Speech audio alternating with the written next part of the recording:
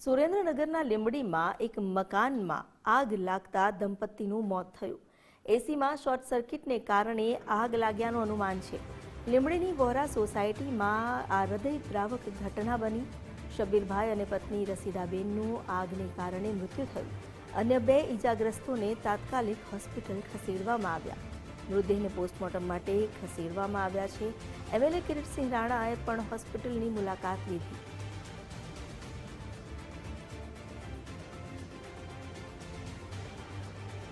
સુરેન્દ્રનગરના લીંબડીની આ ઘટના છે, જ્યાં રાત્રિ દરમિયાન મકાનમાં આગ ભભૂકી ઉઠી હતી।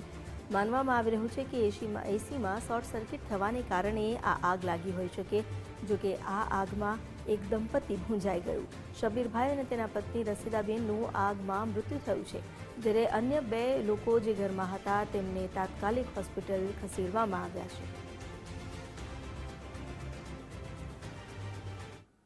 સોસાયટીમાં બુરહાનુદ્દીનભાઈ ટોપનવાળાના ઘરમાં આગ લાગી છે। એમાં 2 જણને ઈજા પહોંચી છે અને વાસ્તવ હોસ્પિટલ લઈને આવ્યા છે। આગ હમણાં કાબૂમાં છે। આગ લાગવાનું કારણ જાણવા મળ્યું છે? નથી।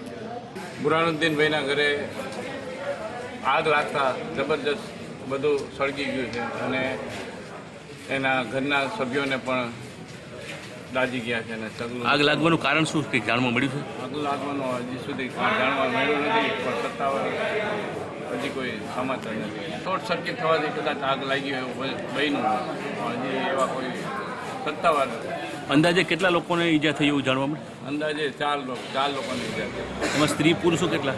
હા, બે પુરુષ અને 2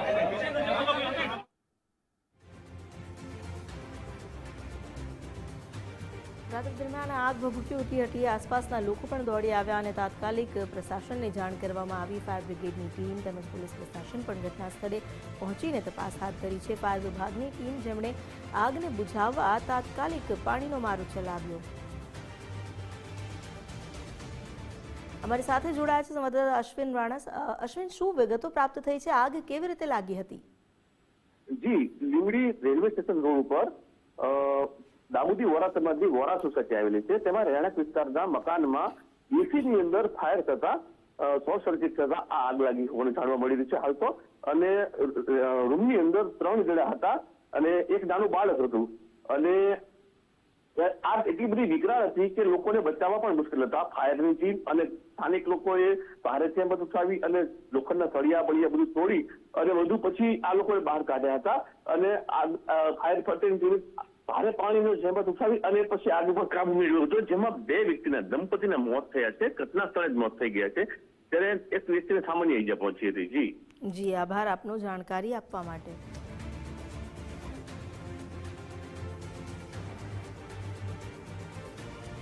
વોરા સોસાયટીમાં બનેલી આ હૃદયદ્રાવક ઘટના, જેને લઈને પરિવારના અન્ય સભ્યો પર આગ તૂટી પડ્યું છે। અંદરથી જે 2 લોકોના મૃતદેહ બહાર કાઢવામાં આવ્યા, તેને પોસ્ટમોર્ટમ માટે ખસેડવામાં આવ્યા છે।